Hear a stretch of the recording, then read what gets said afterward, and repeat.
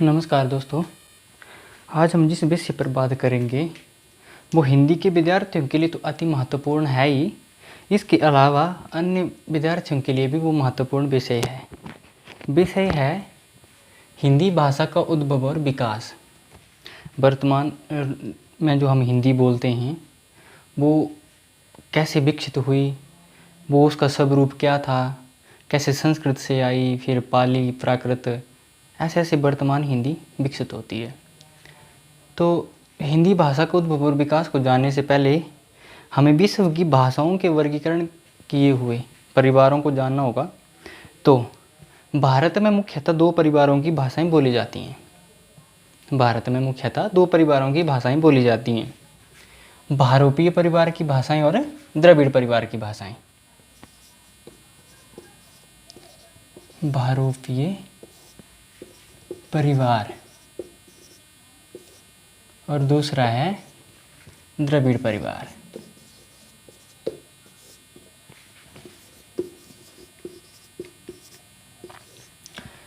वर्तमान में जो हिंदी बोली जाती है या जिससे हिंदी का विकास हुआ है वो भारोपीय परिवार से निकली हुई हिंदी है। ठीक है जी। जो द्रविड़ परिवार की भाषाएं हैं, दक्षिण भारत के राज्यों में जो बोली जाती हैं वो द्रविड़ परिवार की भाषाएं हैं। ठीक है जी। सबसे पहले हम द्रविड़ परिवार को निपटा लेते हैं, तत्पश्चात हम भारोपीय परिवार को विस्तृत रूप से जानेंगे। तो द्रविड़ परिवार की भाषाएं जो हैं वो दक्षिण भारतीय राज्यों में बोली जाती हैं। तो इनमें से मुख्यतः चार भाषाएं हैं। सबसे पहले की हम बात करें तो तमिल, तेलुगु, तत्पश्चात मलयालम और अंत में कन्नड़। ये चार भाषाएं जो हैं वो द्रविड़ परिवार की भाषाएं हैं।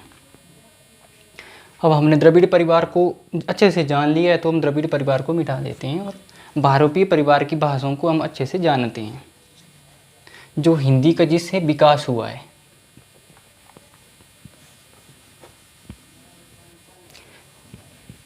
भारोपीय परिवार की भाषाओं को आर्य भाषा परिवार भी कहा जाता है। क्या कहा जाता है? आर्य भाषाएं। आर्य भाषाएं भारोपीय परिवार की भाषाओं को हम आर्य भाषा भी कह सकते हैं। आर्य भाषा भी विद्वानों द्वारा नाम दिया गया है। तो भारोपीय परिवार की जो भाषाएं हैं उनको हम मुख्यतः 3 सोपानों में या 3 चरणों में विभाजित कर सकते हैं। ठीक है जी। 3 चरण हैं इसके।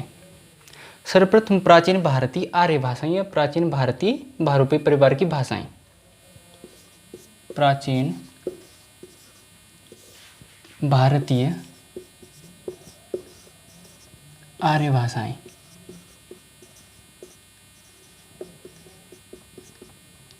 ठीक है जी। अब हम इसका कालक्रम भी देख लेते हैं। तो प्राचीन भारतीय आर्य भाषाओं का कालक्रम 1500 ईस्वी पूर्व से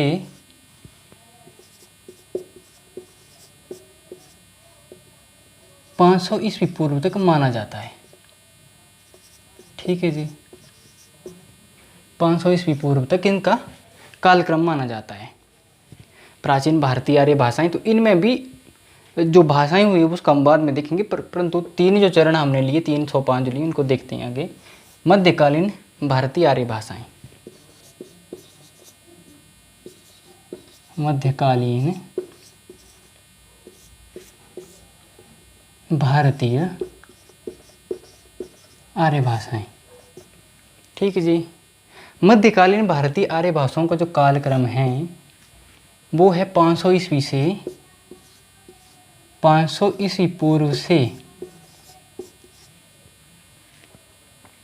1000 ईस्वी तक। ये हमारा मध्यकालीन भारतीय आर्य भाषाओं का काल है।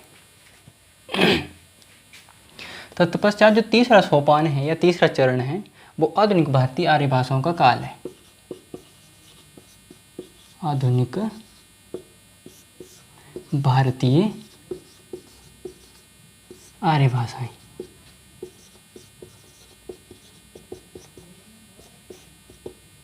और इसका जो कालक्रम है वो 1000 ईस्वी से आगे, 1000 ईस्वी से आगे जो काल है वो आधुनिक भारतीय आर्य भाषाओं का काल है। अगर हम देखें तो भारतीय परिवार को हमने 3 चरणों या 3 सोपानों में बांट लिया अपनी सहजता के लिए। ठीक है जी।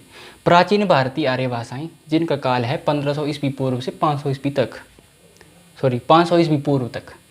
उसके बाद मध्यकालीन भारतीय आर्य भाषाएं हैं जिनका काल 500 ईस्वी पूर्व से 1000 ईस्वी तक है। फिर आधुनिक भारतीय आर्य भाषाएं आई और आधुनिक भारतीय आर्य भाषाओं का जो काल है वो 1000 ईस्वी से के आगे तक है। ठीक है।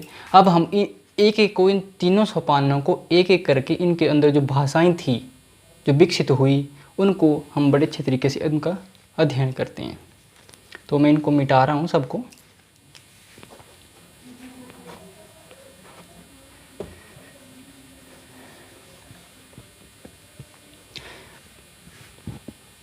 भारतीय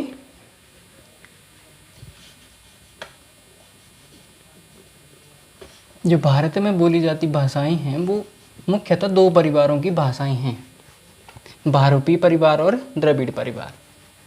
ठीक है जी। भारोपीय परिवार को हमने 3 सोपानों में बांट दिया। ठीक है जी। तो सबसे पहले जो सोपान था हमारा वो प्राचीन भारतीय आर्य भाषाएं थी।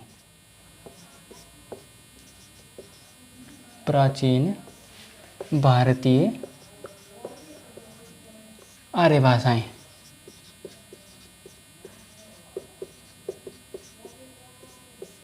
प्राचीन भारतीय आर्य भाषाओं का जो काल था वो हमने देख लिया है। तो प्राचीन भारतीय आर्य भाषाओं के बीच में मुख्यतः 2 भाषाएं आती हैं।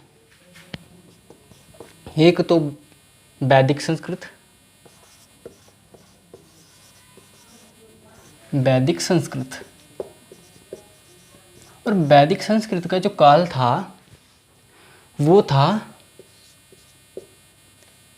1500 ईस्वी पूर्व से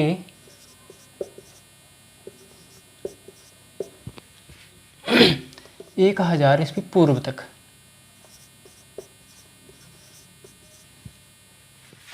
अब वैदिक संस्कृत जो थी वो जब व्याकरणबद्ध हो गई, उसमें जटिलता आने लगी, तो लोगों द्वारा एक नई भाषा का विकास हुआ जिसे हम कहेंगे लौकिक संस्कृत। क्या कहेंगे?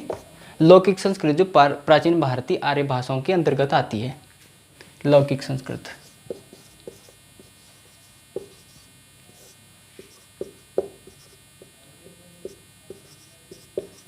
और लौकिक संस्कृति का जो कालक्रम था वो था 1500 ईस्वी पूर्व से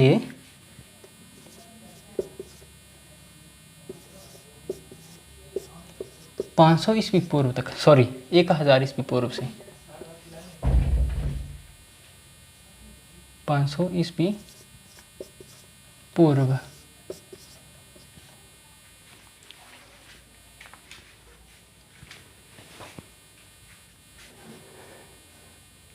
इतना हमने देख लिया।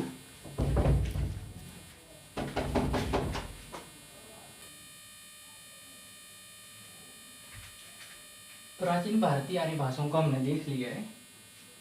अब हम देखेंगे मध्यकालीन भारतीय आर्य भाषाएं।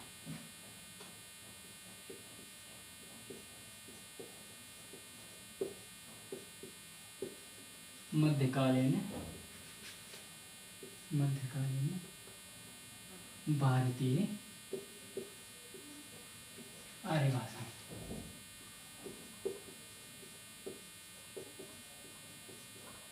मध्यकालीन भारतीय आर्य भाषाओं का काल आपको पता ही है, पर दिखा देता हूँ। मध्यकालीन भारतीय आर्य भाषाओं के में कौन सी भाषाएं आती हैं जो इस कालक्रम में विकसित हुई और पुलकित होके फिर वो अपने ह्रास को प्राप्त हो जाती हैं। देखिए, एक सबसे बड़ी बात होती है भाषा की, तो भाषा की जो विशेषता है, सबसे बड़ी विशेषता की भाषा परिवर्तनशील होती है।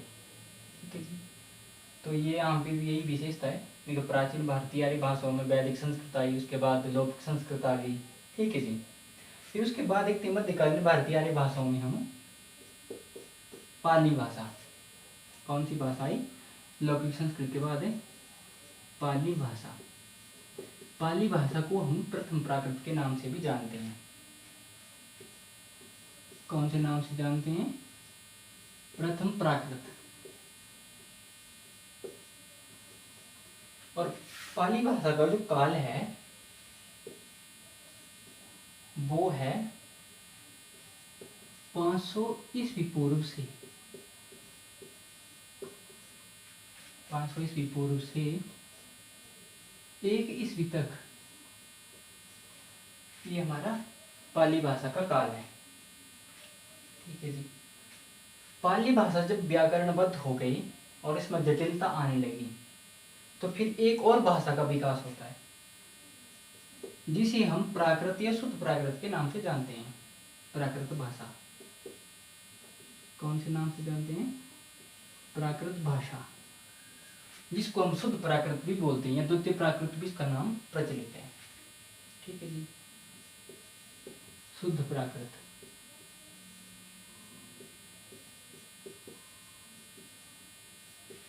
शुद्ध प्राकृत या द्वितीय प्राकृत।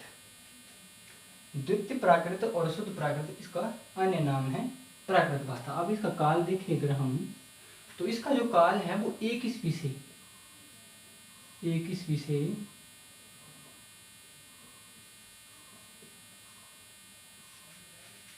500 ईस्वी तक है। ठीक है जी। मध्यकालीन भारतीय आर्य भाषाएं, तो सबसे पहले पाली भाषा आती है, उसके बाद प्राकृत भाषा आती है जिसको हम शुद्ध प्राकृत या द्वितीय प्राकृत के नाम से भी जानते हैं। अब तीसरी जो भाषा है मध्यकालीन के अंतर्गत ही, वो है अपभ्रंश भाषा। कौन सी भाषा? अपभ्रंश भाषा।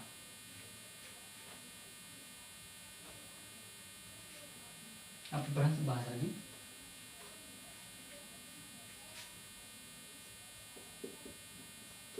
अपभ्रंश।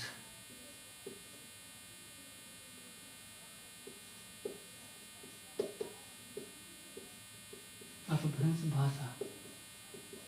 और अपभ्रंश भाषा का जो कालक्रम है वो 500 ईस्वी से 1000 ईस्वी तक है। ठीक है जी। और एक बड़ी बात है कि अपभ्रंश से ही आधुनिक हिंदी का जन्म होता है। एक विशेष तथ्य यहाँ पे और है कि अपभ्रंश का जो उत्तरवर्ती रूप था उसको हम अपहट भाषा भी बोलते हैं। ठीक है जी। अपभ्रंश का उत्तरवर्ती रूप।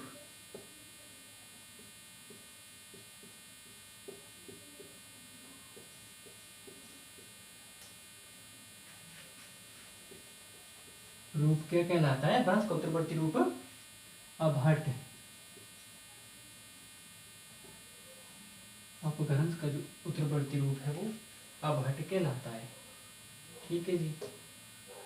यहाँ पे लिखने में थोड़ा प्रॉब्लम आ रही है।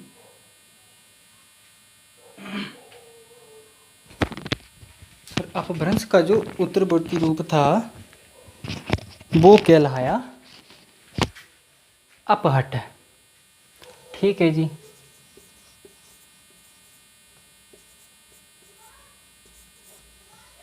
अब तक हमने 2 सोपानों को पढ़ लिया है। और आधुनिक हिंदी जो है उसका जो विकास है या जो निकलती है वो अपभ्रंश से ही निकलती है। अब हम इनको मिटाते हैं और आधुनिक हिंदी की ओर आते हैं। तो 1000 ईस्वी के बाद आधुनिक हिंदी का जन्म होता है, जिनको हम आधुनिक आर्य भाषाओं के नाम से जानते हैं। तो यहाँ पे सबसे बड़ी बात है कि अपभ्रंश से ही आधुनिक हिंदी का जन्म होता है। तो जो भारत में भाषाएं बोली जाती हैं, ठीक है जी, वो सारी की सारी अपभ्रंश से ही विकसित हैं। तत्कालीन समय में 1000 ईस्वी के आसपास की बात करें तो उस समय भारत में अपभ्रंश के 7 रूप प्रचलित थे। 7 रूप अपभ्रंश के हम कह सकते हैं कि अपभ्रंश के कितने रूप प्रचलित थे? 7 रूप। और जो अपभ्रंश के 7 रूप थे उनसे ही आधुनिक हिंदी का जन्म होता है। तो 7 रूपों को हम देखें तो अपभ्रंश का जो पहला रूप था जिसको हम बोलते हैं सौरसैनी अपभ्रंश।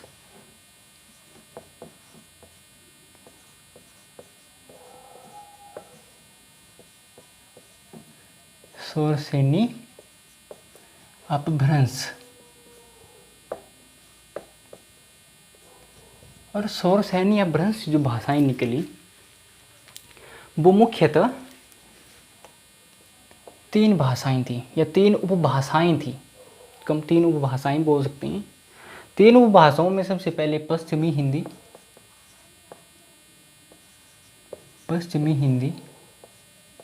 पश्चिमी हिंदी का विकास अपभ्रंश के सोरसेनी अपभ्रंश से होता है, सोरसेनी अपभ्रंश रूप से होता है।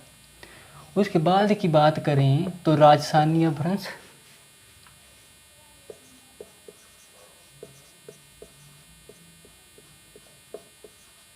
राजस्थानी अपभ्रंश या राजस्थानी। और तीसरी जो भाषा थी जो सोरसेनी अपभ्रंश से निकली उसको हम गुजराती बोलते हैं। वो कौन सी भाषा थी तीसरी? गुजराती। ठीक है जी। अब पश्चिमी हिंदी के अंतर्गत भी 5 बोलियां आती हैं। ये जो पश्चिमी हिंदी है, पश्चिमी हिंदी के अंतर्गत भी 5 बोलियां आती हैं। तो सबसे पहले ब्रज भाषा को लेते हम। ब्रज भाषा पश्चिमी हिंदी से निकली। तत्पश्चात हम ले सकते हैं खड़ी बोली,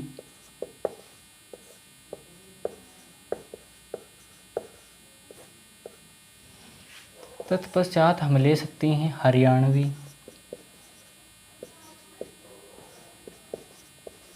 और हरियाणवी के बाद कन्नौजी,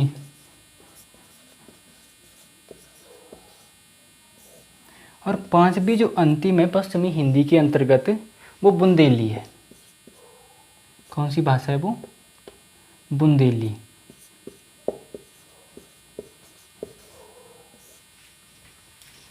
पांच भाषाएं निकली पश्चिमी हिंदी से। अगर राजस्थानी की बात करें तो राजस्थानी की भी 5 उपबोलियां हैं। ये पश्चिमी हिंदी की जो उपबोलियां हैं उसी तरह से राजस्थानी की 4 उपबोलियां हैं। हम देख सकते हैं जयपुरी, जयपुरी। तत्पश्चात हम देख सकते हैं मारवाड़ी,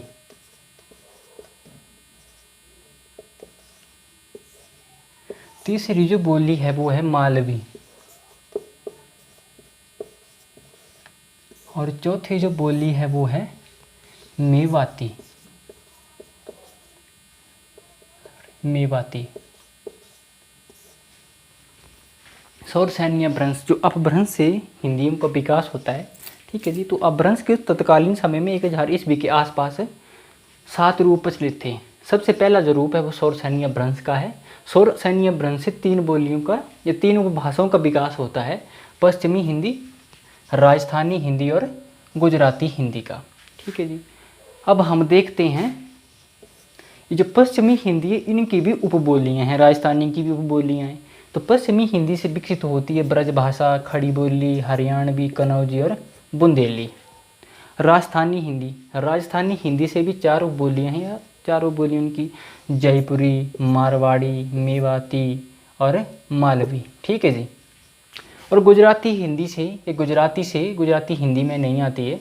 हाँ, गुजराती जो सोरसेनी अपभ्रंश से निकली है, तो गुजराती की कोई उपबोली नहीं है। आशा करता हूँ ये आपको समझ आ गया होगा। अब हम आगे देखते हैं सोरसेनी अपभ्रंश के आगे। तो सोरसेनी अपभ्रंश की हम आगे देखते हैं तो अपभ्रंश का अगला रूप, और अगला रूप हम देखते हैं मागधी अपभ्रंश का। अपभ्रंश का अगला रूप था मागधी अपभ्रंश।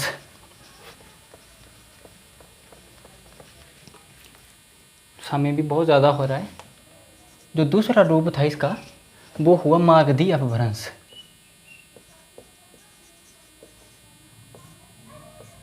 मागधी अपभ्रंश। और मागधी अपभ्रंश से जो बोलियां निकली हैं, मागधी अपभ्रंश से जो बोलियां निकली हैं उनमें हम ले सकते हैं बिहारी हिंदी या बिहारी को ले सकते हैं। ठीक है जी। बिहारी, उड़िया, असमिया और बंगला। ये जो बोलियां हैं, 4 बोलियां, ये निकली हैं मागधी अपभ्रंश से। अगर हम बिहारी की बात करें तो बिहारी की जो वो 3 उपबोलियां और हैं, तो उसमें लिख सकते हैं मैथिली, मैथिली है, मगही है, और तीसरी भोजपुरी। 3 बोलियां जो हैं वो बिहारी हिंदी की हैं, 3 उपबोलियां। और मागधी अपभ्रंश की बात करें तो मागधी अपभ्रंश की कितनी बोलियां हैं, तो बिहारी है सबसे पहले, फिर उड़िया निकली, फिर असमिया निकली और बंगला निकली। ठीक है। और बिहारी की बात करें तो बिहारी की जो 3 उपबोलियां अन्य हैं वो मैथिली, मगही और भोजपुरी। तो अपभ्रंश का हमने दूसरा रूप देख लिया, मागधी अपभ्रंश। अब हम तीसरे रूप की ओर चलते हैं। आशा करता हूँ ये भी आपको समझ आ गया होगा।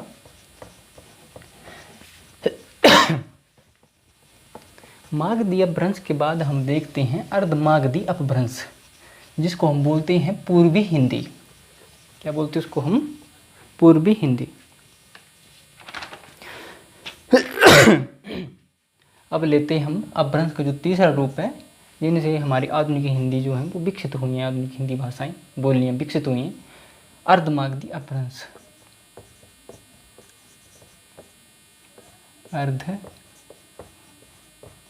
अर्धमागधी अपभ्रंश। और अर्धमागधी अपभ्रंश को ही पूर्वी हिंदी के नाम से भी जाना जाता है।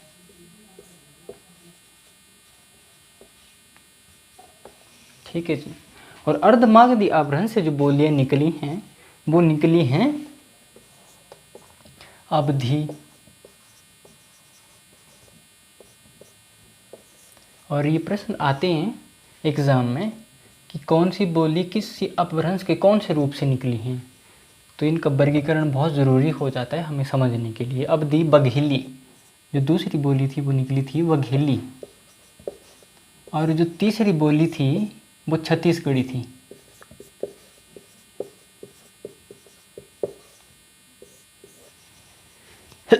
अपभ्रंश का जो हमारा तीसरा रूप था, इसको हम पूर्वी हिंदी के नाम से भी जानते हैं।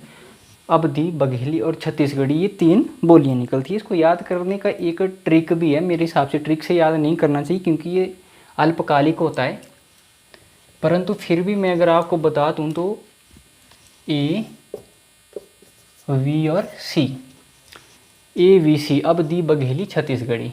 इसे ट्रिक से याद नहीं करना चाहिए क्योंकि अल्पकालिक होता है, हो सकता है हम दिमाग से स्किप हो जाए और हम भूल सकते हैं इन चीज़ों को।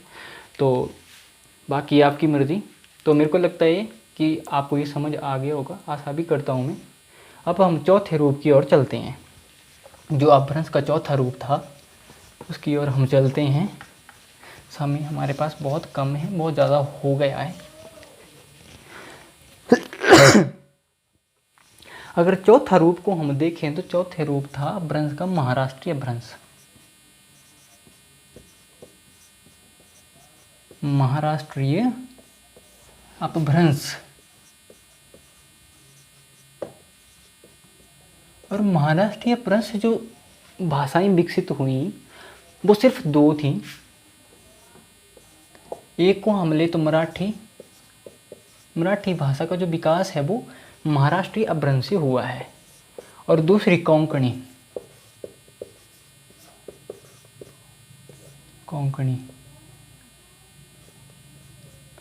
ये 2 भाषाओं का विकास होता है महाराष्ट्रीय अपभ्रंश से। अपभ्रंश के हमने अब तक 4 रूप पढ़ लिए हैं, और उसके बाद हम 5वां रूप देखते हैं। आशा करता हूँ कि आप समझ भी रहे होंगे, और अगर आपको ज़रूरत है तो आप लिख भी सकते हैं क्योंकि लिख के आपको याद रहेगा। ठीक है जी। और 5वें की बात करें, अगर 5वां जो अपभ्रंश का रूप था उससे आपकी निकलती हैं पैशाची अपभ्रंश।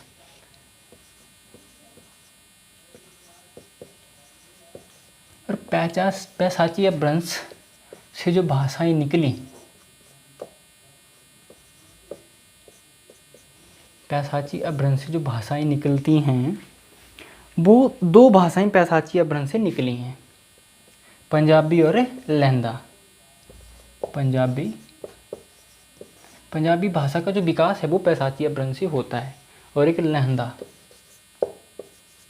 इन दो भाषाओं का विकास जो है वो पैसाची अपभ्रंश से हुआ। ठीक है जी, आशा करता हूँ आपको ये समझ आ गया होगा पैसाची अपभ्रंश भी। अब हम अपभ्रंश का छठा रूप देखते हैं। अपभ्रंश का जो छठा रूप था वो था ब्राचड़ अपभ्रंश। कौन सी अपभ्रंश? ब्राचड़ अपभ्रंश।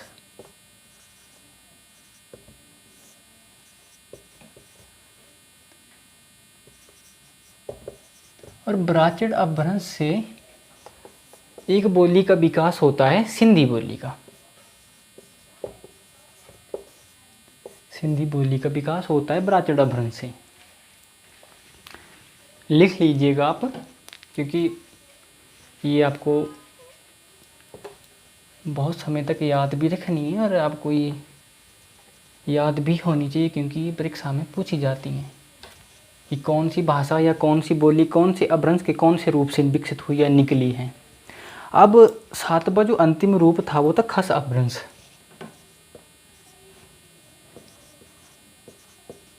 खस अपभ्रंश।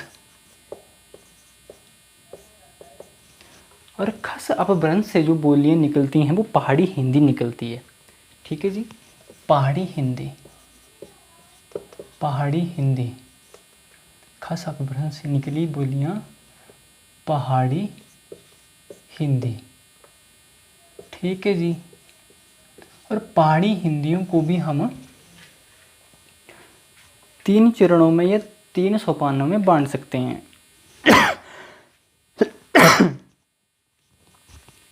सबसे पहले हम रखते हैं पूर्वी हिंदी को। पूर्वी पहाड़ी हिंदी। पूर्वी पहाड़ी। तो पूर्वी पहाड़ी से जो निकलती है बोलियां, जिसका विकास हुआ पूर्वी पहाड़ी से, वो नेपाली थी। नेपाली, या इसी को हम गोरखाली भी बोलते हैं। गोरखाली। तो ये जो है वो पूर्वी पहाड़ी से नेपाली एक गोरखाली का विकास होता है। उसके बाद हम देखते हैं पश्चिमी पहाड़ी।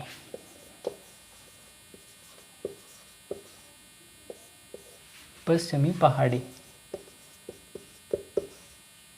और पश्चिमी पहाड़ी से जो विकास होता है वो होता है,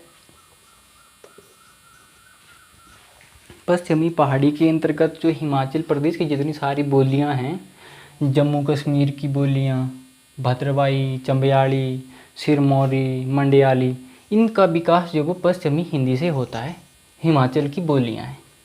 तत्पश्चात हम देखते हैं मध्यवर्ती पहाड़ी या केंद्रीय पहाड़ी। मध्यवर्ती पहाड़ी। अगर मध्यवर्ती पहाड़ी को देखें तो इसमें जो उत्तराखंड की 2 बोलियां आती हैं, कुमाऊनी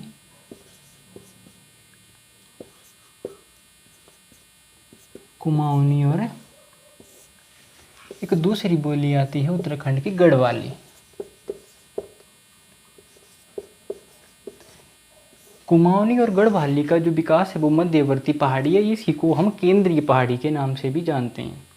ठीक है जी, एक अपवाद के रूप में एक बात बोलूं तो ये जो खस अपभ्रंश है, जिससे पहाड़ी हिंदी का विकास होता है, डॉक्टर भोलानाथ तिवारी की एक पुस्तक आती है भाषा विज्ञान, उसमें पहाड़ी हिंदी का जो विकास है वो सौर सैन्य अपभ्रंश से माना है, और आधुनिक समय में उसी को हम सही मानते हैं। जो पहाड़ी हिंदी है उसका विकास सौर सैन्य अपभ्रंश से ही हुआ है, और इसका जो समर्थन है डॉक्टर नगेंद्र ने भी किया है। ठीक है जी, और ये अपभ्रंश के जो 7 रूप थे उसी से ही आधुनिक हिंदी का जन्म होता है, ये हमें समझना चाहिए। अब इसके बाद हम देखेंगे जो हिंदी है, जो हिंदी प्रदेशों में हिंदी बोली जाती है, जो हिंदी के बहुत साम्य रखती है हिंदी से, उनको हम देखेंगे। हिंदी में जो आती हैं भाषाएं, उनमें से 5 उपभाषाएं और 17 बोलियां हैं, उनको हम अगले पार्ट में देखेंगे, अगले भाग में देखेंगे। तब तक के लिए आप इसको देखिए और अपनी प्रतिक्रियाएं ज़रूर देना। धन्यवाद।